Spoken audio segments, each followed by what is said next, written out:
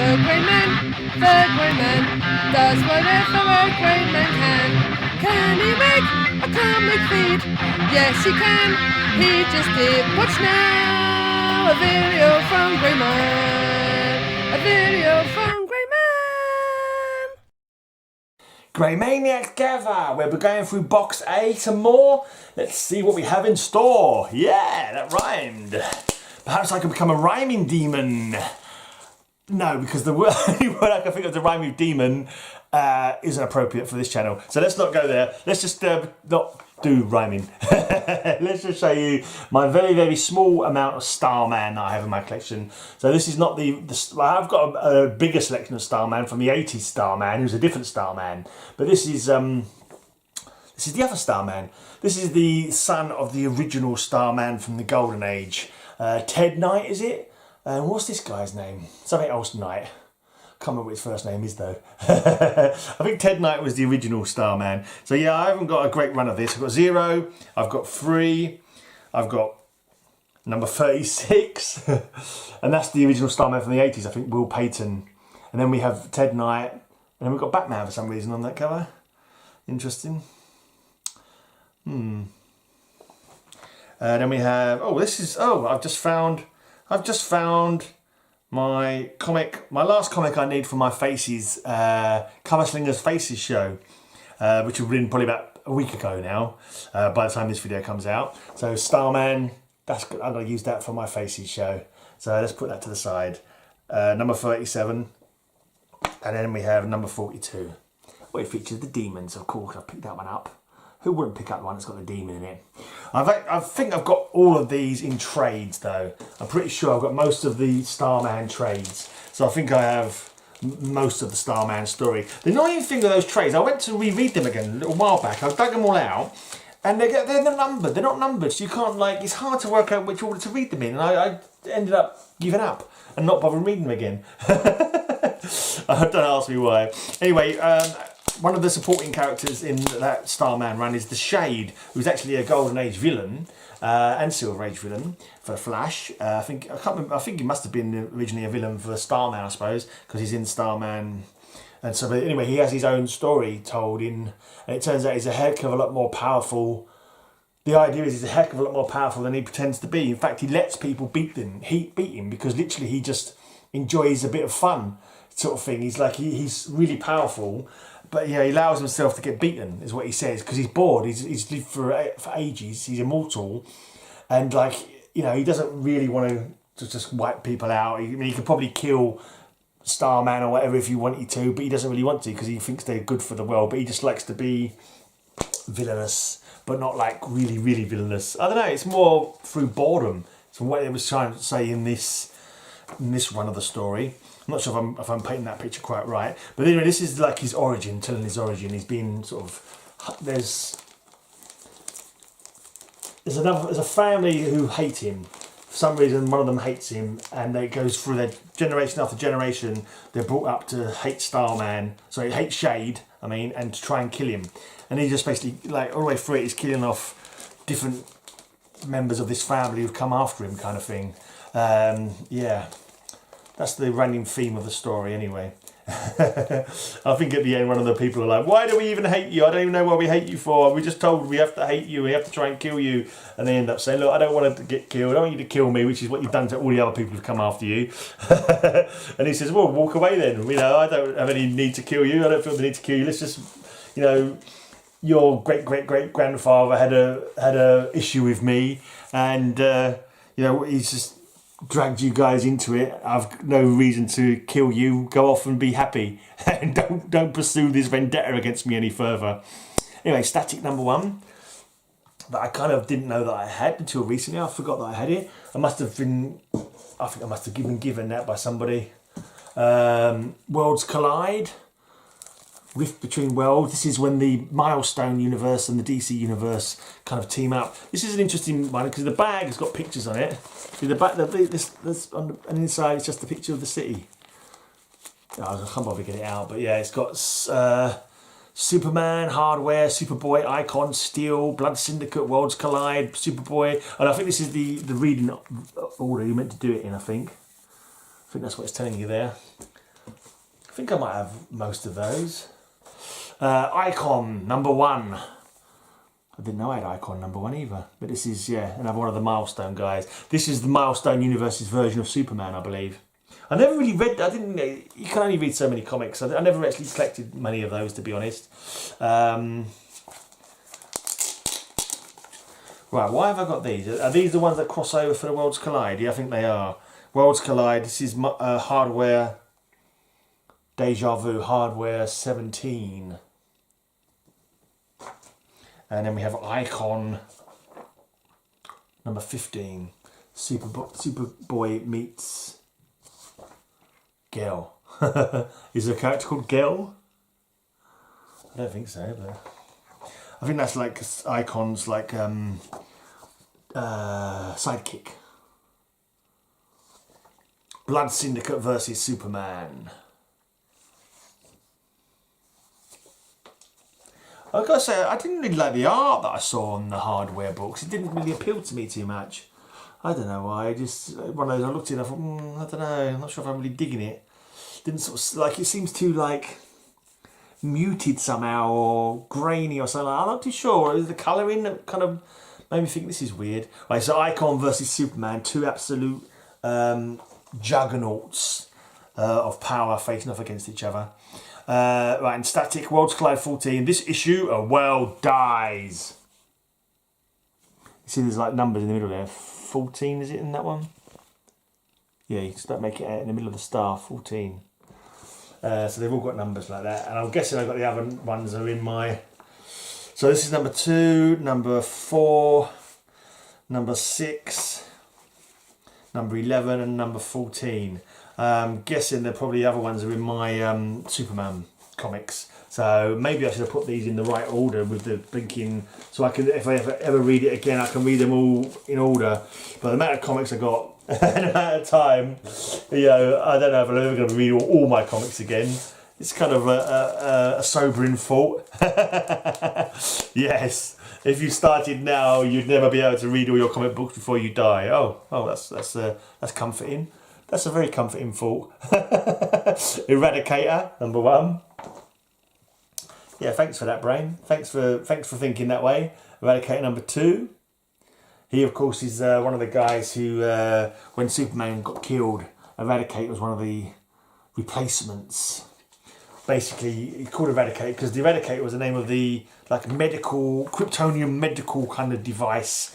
And I think he gathers up Superman's body and is instrumental in bringing him back to life. But in the meantime, I think somehow he takes over a human, or a human gets killed and he fixes him up and puts his own brain into the human, something like that. Something Kryptonian. And yeah, he was a member of the Outsiders for a while, but I don't know if he's still current. Right, some random Green Arrow, starting at number 81. 81. 82. At least they're running alongside. It seems to be a story called Crossroads. Did I pick it up just because of the story of Crossroads? I don't remember. 83. You go back over your old comic books and you can't remember stuff. It's like, why did I get these? What happened? Oh, this is annoying. Number 80. Number 84. And then it goes to, and it jumps one. It goes to 86. Why did I suddenly have these issues and no others? And then we jump to 93. And then we jump to 96. Like, I understand that Green Arrow I never collected that much. I didn't mind Green Arrow though. I remember seeing him much in the, like a backup story, like in a Brave and a Bold or something like that. And I was quite impressed. There was something that Green Arrow did in this story that I always remember. There was a fire going on and he made everyone was panicking. And he was saying, everyone calm down and you'll get out safely. And I always remember that bit of advice. Don't panic in such a situation. You know, you be calm, quick but calm, you know. All right, then we have Green Arrow. 126.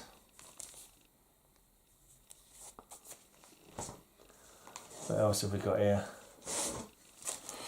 Oh, more Green Arrow. Okay, Green Arrow Annual 1991.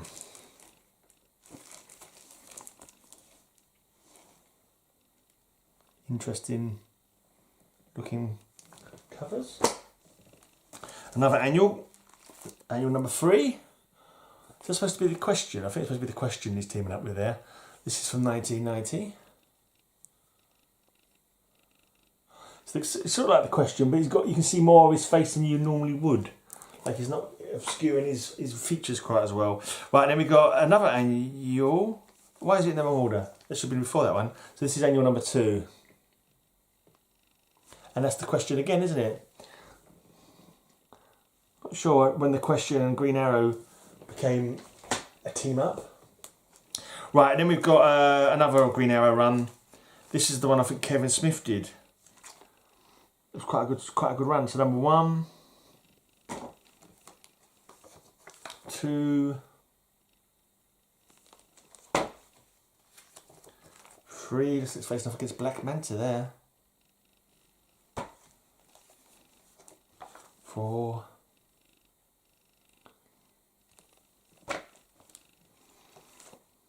5.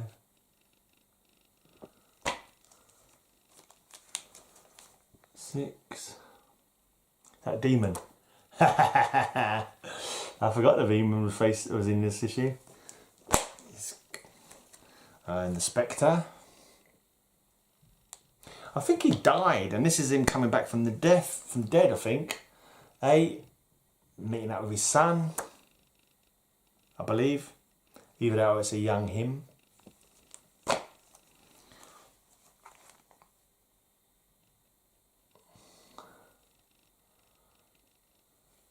Oliver Queen. Whew. I was sitting there for a couple of seconds going, oh my God, what's his name? What's his name? What's his name? Connor Hawke is his son, isn't it? And his name is Oliver Queen, of course. Quiver, part 10.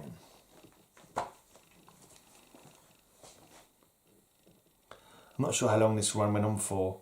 I think I've got a fair amount though. I'm pretty sure I've got trades of this as well.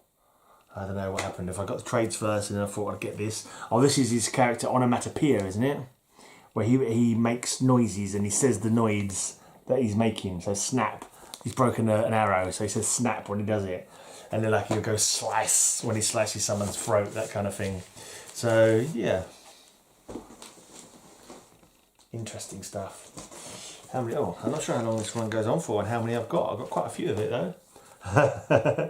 14. Looks like someone's dead there and he's not looking too happy. 15.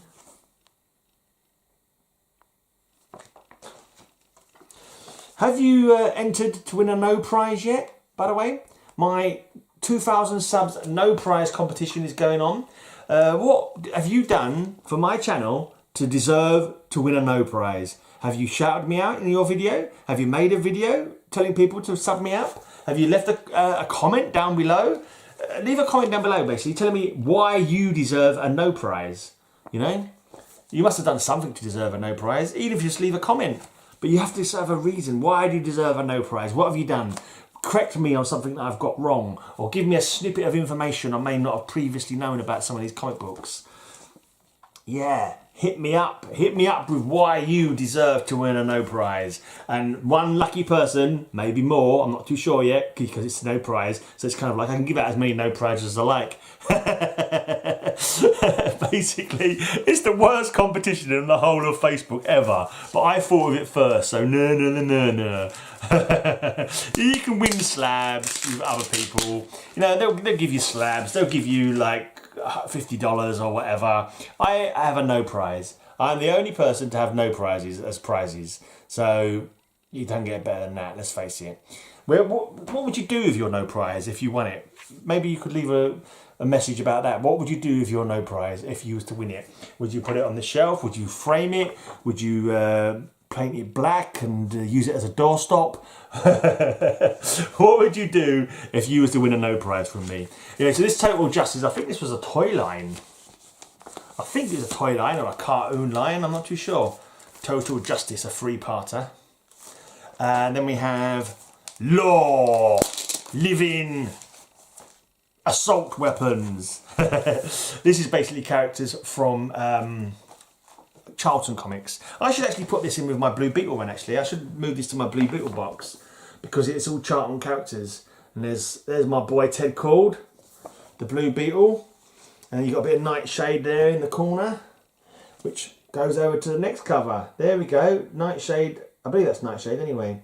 Crossing over with the question. That is the question, whether it is nobler in the mind to suffer the slings and arrows of outrageous fortune, or whatever. Right, and then it crosses over to this next one. You see Captain Atom in the background there.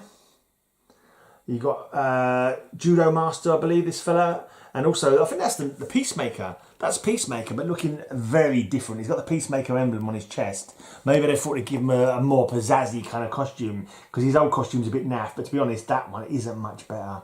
That one isn't much better costume-wise, I'm sorry. I don't think it's much any better, to be honest. Does this cross over? No, it doesn't seem to. It